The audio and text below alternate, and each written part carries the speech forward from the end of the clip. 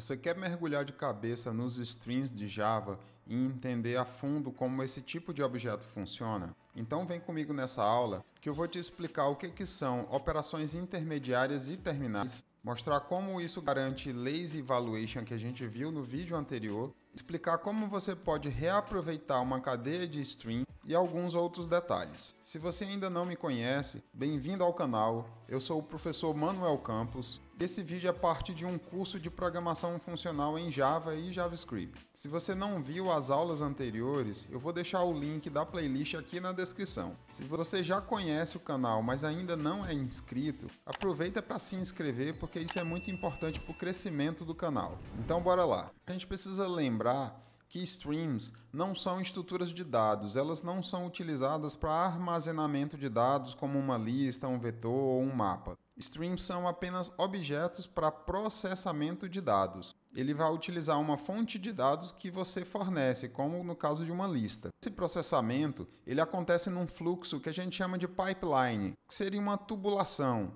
uma cadeia ali de operações que você coloca uma após a outra, como operações filter, map e reduce, que a gente já vem usando nos vídeos anteriores. Então esse é o fluxo do processamento de uma cadeia de stream. Você tem uma fonte de dados, que poderia ser uma lista, por exemplo, e a partir dessa lista, você pode criar um objeto stream chamando o método stream. E daí para frente é que o processamento dos dados começa. Esse processamento ele é feito por meio de operações, e a gente tem dois tipos, que são as operações intermediárias e as operações terminais. Você pode ter 0 ou várias operações intermediárias, quantas operações você quiser, quantas você precisar, de acordo com o problema que você estiver resolvendo. A gente já vem usando essas operações como, por exemplo, filter e map. E a gente já viu que eu posso colocar quantos filter eu quiser na ordem que eu bem entender, de acordo com o meu problema. Da mesma forma, as operações map. Essas operações elas podem ser intercaladas. Tudo depende da sua necessidade. A gente já usou isso nas aulas anteriores. E depois que você realizou todas as operações intermediárias que você precisa, você inclui uma operação terminal para poder consumir esses dados que foram processados. E a gente tem diferentes formas de fazer isso. E essa operação terminal, ela pode produzir um resultado final que você pode armazenar dentro de uma variável ou simplesmente receber os dados que foram processados nas operações intermediárias anteriores e te permitir fazer alguma coisa com esses dados, como gerar um efeito colateral. Por exemplo, salvar esses dados em um arquivo ou simplesmente imprimir no terminal. A operação terminal, apesar de não ser obrigatória, se você não colocar o código compila do mesmo jeito, não faz sentido uma cadeia de string sem esse tipo de operação no final. Porque a gente vai ver que nada acontece de fato sem que eu tenha esse tipo de operação. Vamos para um exemplo de código para isso ficar mais claro. Aqui eu tenho um exemplo que a gente já está bem familiarizado das aulas anteriores, onde eu pego uma lista de estudantes, chamo o método .string para iniciar o processamento desses dados, e aqui a gente fez duas operações intermediárias. Uma foi o filter, para eu obter apenas os estudantes do sexo feminino, e a outra foi um map, só que nesse caso um map to double, para eu pegar apenas as notas desses estudantes. Então eu tenho duas operações intermediárias aqui, e o sum é uma operação terminal. Nesse caso, ele vai me gerar um resultado que a gente está armazenando dentro dessa variável soma notas. E um ponto interessante dos streams é que eles usam lazy evaluation, a avaliação preguiçosa ou tardia que a gente viu na aula anterior. E por que eu preciso de uma operação terminal? Porque nada acontece de fato enquanto eu não chamar essa última operação. Quando você executa as operações intermediárias como filter e map, o string ele internamente só está guardando as funções que você passou por parâmetro. Mas ele só vai executar de fato essas funções quando você chamar uma operação terminal no final da tua cadeia de string, que nesse caso é a operação sum. Então só nessa última linha é que ele de fato vai percorrer a minha lista de estudantes, vai filtrar obtendo apenas as mulheres e vai pegar a nota delas e depois descobrir qual que é a maior nota dentro desse loop, desse processo. Se eu por acaso esquecer a operação terminal, o loop e a chamada das funções que eu passei para as operações intermediárias, eles não serão executados. Então, no final das contas, o meu stream não vai servir para nada. Vamos aqui para o código, para aquele projeto que a gente já vem usando nas aulas anteriores. O link do projeto está na descrição. E aqui eu vou abrir qualquer arquivo que tenha nesse projeto, onde a gente já implementou algumas cadeias de stream. Nesse caso aqui, ó, se eu por acaso esquecer da operação terminal, eu tirar o sum daqui e obviamente apagar essa variável, porque agora eu não estou mais obtendo uma soma, então eu tenho apenas operações intermediárias. O próprio IDE, ele me mostra aqui em amarelo que esse valor final aqui do map to double está sendo ignorado, justamente por você não ter incluído uma operação final, uma operação terminal. Mas o código compila normalmente. Então eu vou desfazer aqui e vamos para mais um exemplo. A gente já entendeu que filter e map são operações intermediárias. E nesse caso aqui eu estou usando um max para obter a maior nota dos estudantes. Só que eu tenho um if present depois do max. Então você poderia imaginar que o if present é a operação terminal, porque ela é a última na minha cadeia de stream. Mas nesse caso não, é o max que é a operação terminal. E como é que eu sei disso? Você chama o max, ele já te devolve um valor. E nesse caso, ele nos devolve um optional de double, porque eu estou pegando a nota dos estudantes que é double. E a gente lembra que o optional é uma caixa que pode conter o valor caso ele tenha encontrado algum valor. Então o optional já é um resultado. Ele pode ser uma caixa vazia, caso ele não encontre nenhum estudante do sexo feminino, por exemplo. Mas é um resultado. Eu, inclusive, já consigo criar uma variável para armazenar o valor do max. E nesse caso, a variável seria do tipo optional de double. Então, a minha cadeia de stream, ela na verdade terminou aqui no max. Lá no exemplo anterior, no sum, eu não precisei de uma operação adicional, porque o sum ele já me devolve um número e não um optional. Então, eu não preciso fazer nenhuma operação adicional. Por quê? Se não existir nenhum estudante, ou se ele não encontrar nenhum estudante do sexo feminino, ele já me devolve zero por padrão, porque a soma de nada é zero. Mas o maior valor de nada não existe. Mas como eu descubro se uma operação ela é intermediária ou terminal? Você consegue verificar isso na documentação, no Javadoc, dos métodos que você está chamando. Então, voltando lá para o código, você pode, mais uma vez, abrir qualquer classe que você tenha aí já no teu projeto. Se eu clicar aqui no Filter e pressionar F1 ou Ctrl Q, ele vai abrir o Javadoc desse método. E aqui ele está me mostrando que o filter é uma operação intermediária, da mesma forma que o map também é. E essa documentação de stream e das interfaces funcionais é excelente. É uma fonte muito completa de estudos.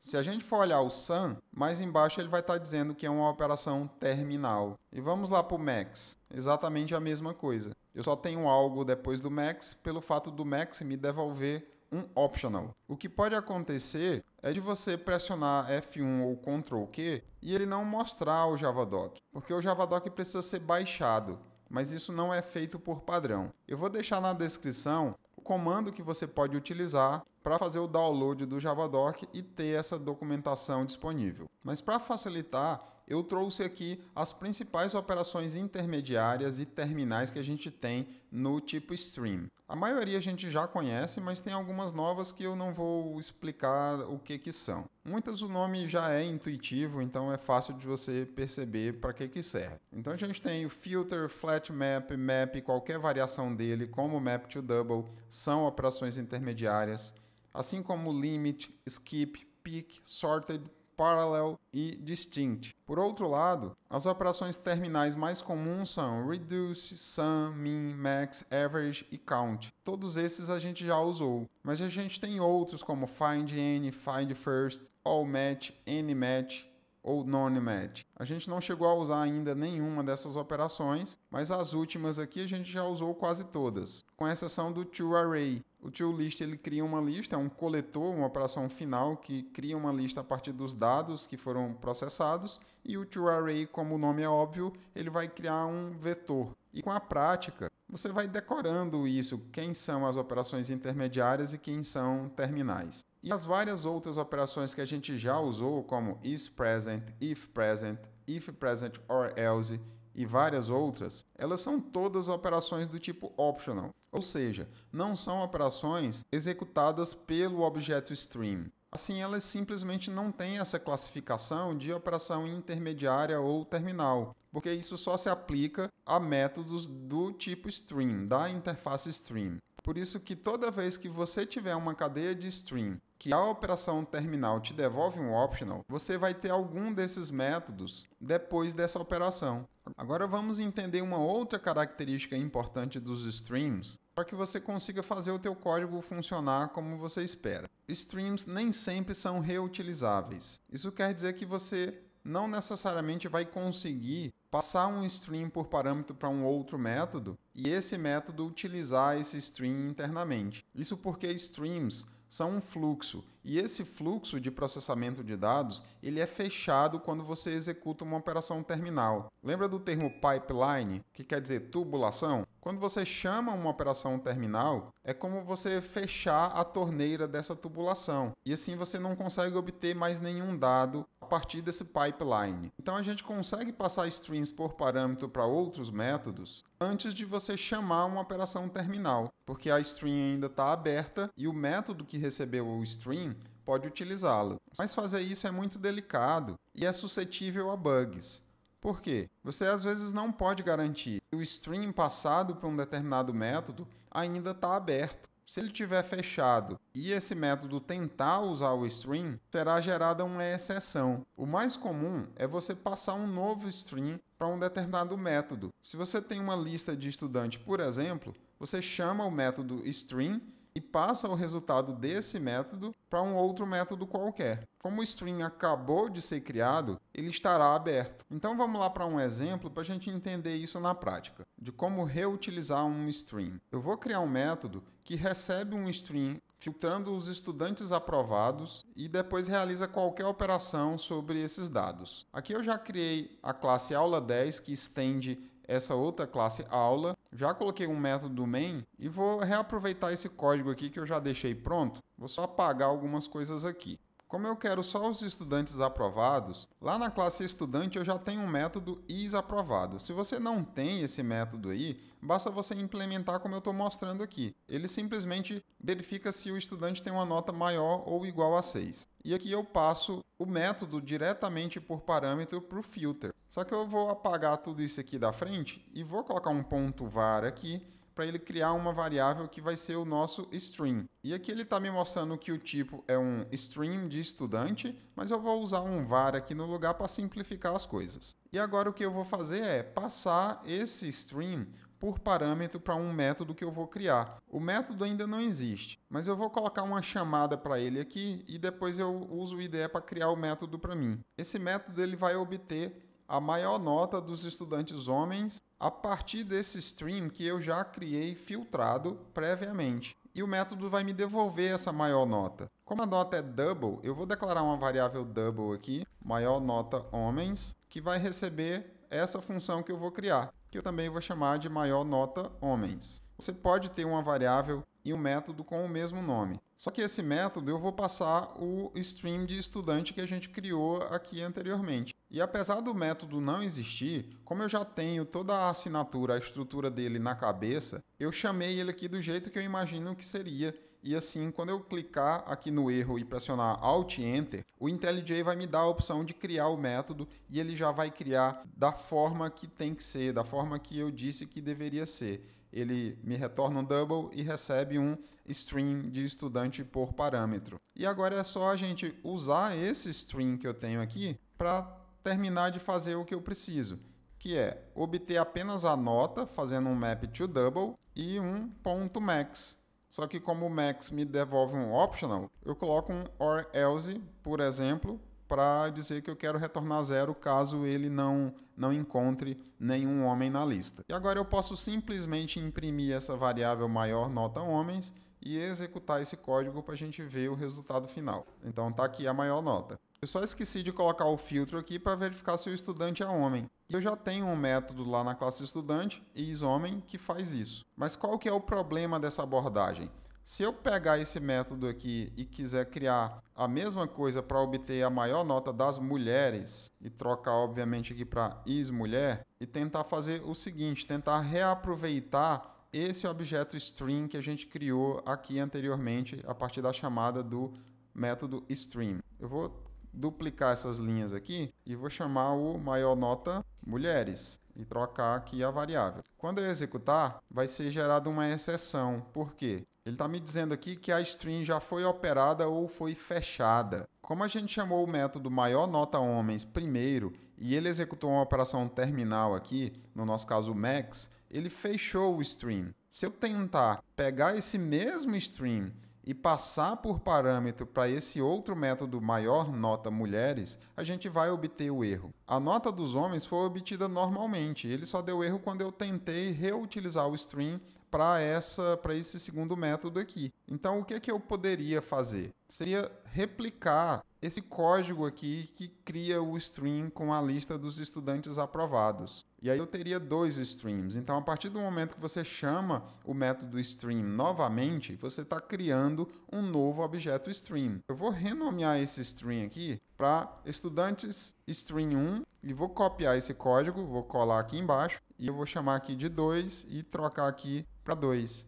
E assim o código funciona. Eu tenho aqui os dois resultados, dos homens e das mulheres. Só que isso é um problema porque eu tenho muita duplicação de código aqui. Esse código aqui está duplicado e duplicação de código é um problema seríssimo. Além de causar retrabalho, normalmente também é fonte de bugs quando você altera algo em um lugar, mas esquece de alterar as cópias do código que você fez. Então, como a gente faz? Vou desfazer aqui essa alteração e o que eu posso fazer é criar um método que executa, que inicia essa cadeia de stream para mim, incluindo apenas operações intermediárias, que no nosso caso aqui a única é o filter. Então eu posso selecionar esse trecho de código aqui e ele vai me dar aqui a opção de extrair para um novo método. Se essa opção não aparecer, basta você pressionar Alt e Enter. E vamos lá, ele já deu um nome aí de getStudentStream e eu vou deixar esse nome mesmo. E agora o que eu faço? Como não é comum você reutilizar um objeto stream, justamente porque a gente pode ter problema do stream ter sido fechado anteriormente, em geral você não declara uma variável do tipo stream a não ser que você realmente precise. E nesse caso aqui eu não preciso. Ele está usando essa variável em dois locais, mas se eu rodar o código do jeito que está aqui, ele vai continuar dando o mesmo erro, porque é a mesma variável stream que eu estou usando. Então o que eu faço? Eu posso clicar com o botão direito aqui na variável stream e eu tenho que refatorar e tem a opção de inline variable, que é para apagar a variável e colocar a chamada da função em todos os locais que a variável estava sendo usada. E olha lá o que acontece. Ó. Ele bota a chamada da função diretamente aqui. Ou seja, você não está mais reutilizando uma mesma variável. Eu estou chamando o método duas vezes. Cada vez que ele chama, ele cria um novo objeto stream. Então, se eu executar isso, agora o meu código funciona normalmente. Está aqui a nota dos homens e das mulheres. Apesar do código agora funcionar e a gente ter removido aquela duplicação de código, a gente ainda tem código duplicado aqui nos métodos maior nota homens e maior nota mulheres. Se você observar aqui, é exatamente a mesma coisa que a gente está fazendo nos dois métodos. A única coisa que muda é que no primeiro eu filtro pelo método isHomem e no segundo eu filtro pelo isMulher. Todo o resto é exatamente igual. Então, como a gente resolve isso? Eu evito duplicação de código passando comportamentos por parâmetro. Você só precisa saber que interface funcional é que você deve utilizar para passar esse comportamento para um determinado método. Um comportamento é uma função, e é isso que a gente vai fazer. Como a única coisa que muda aqui é a função que você está passando para o filter, se você olhar essa função, você pode não saber que tipo de interface funcional que ela atende. Para você saber isso, basta você olhar o filter. Eu vou clicar aqui no método, vou pressionar F1 ou Ctrl Q, e aqui ele está me mostrando que o filter ele espera um predicate. mas isso a gente já tinha visto nas aulas anteriores, onde a gente falou dessas interfaces funcionais em detalhes. E se você já absorveu esse vocabulário, você já sabe que predicate é uma função que recebe qualquer coisa e te devolve obrigatoriamente um boolean. O tipo do dado que essa função recebe é o mesmo dos elementos da tua estrutura de dados que você usou para criar o string. No nosso caso, como eu tenho um string de estudantes, então esse predicado que o filter espera,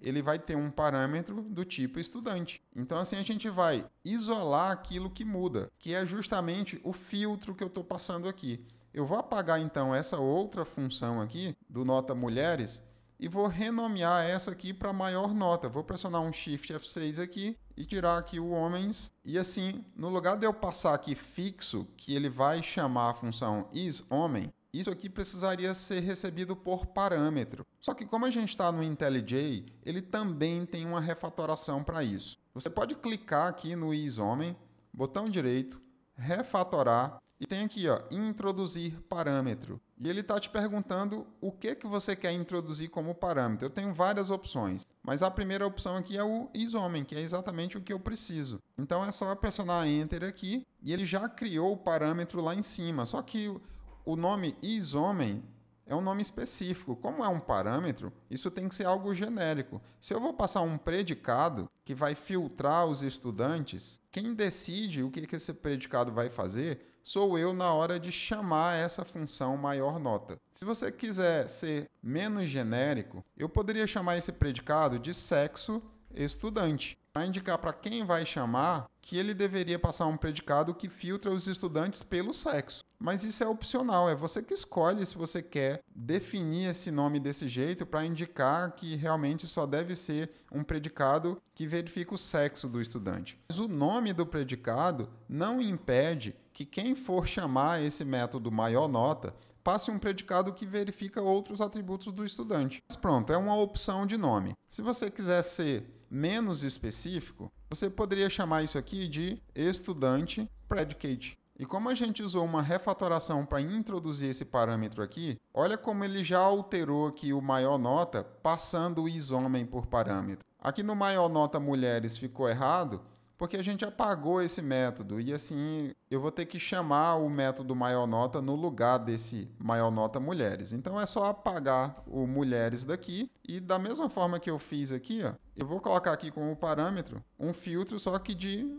isMulher. E quando eu executar, eu tenho os dois resultados. O funcionamento é o mesmo, só que agora eu não tenho mais código duplicado em lugar nenhum. E nesse caso, eu nem precisaria desse método getStudentString. Eu poderia fazer esse código aqui todo internamente dentro desse método maior nota. Se você definir um método que cria um string inicial, ele tem suas utilidades. Imagina que eu quero pegar a nota desses estudantes aprovados. Então eu poderia criar um outro método aqui que vai receber uma lista de double, que seriam as notas, e eu vou chamar o método de notas estudantes aprovados. E eu posso, da mesma forma, passar esse getStudentsString por parâmetro para esse método que eu vou criar. E a gente já sabe que é só pressionar Alt Enter e mandar criar o método. E olha lá, ele já recebe um string de estudante e me devolve uma lista de double. Então aqui eu vou simplesmente pegar esse string de estudante, que eu posso